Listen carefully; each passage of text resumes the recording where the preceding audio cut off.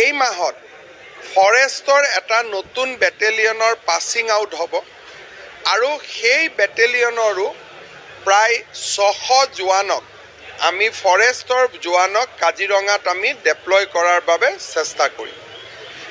বানপানীৰ সময়ত যাতে কাজিৰঙাৰ ৰাষ্ট্ৰীয় ঘাইপথৰ দুৰ্ঘটনাত জন্তুৰ নিহতৰ সংখ্যা কমোৱাৰ লগে লগে বানপানীৰ সুযোগ লৈ যাতে চোৰাং চিকাৰীয়ে গড় হত্যা কৰিব নোৱাৰে তাৰ বিষয়টো আজি আমি পুংখানুপুংখ আলোচনা কৰোঁ। এই সময়ছোৱাত কাজিৰঙাত আমি 3টা অতিৰিক্ত কামাণ্ডো বেটেলিয়ন আমি ডিপ্লয় কৰিছোঁ।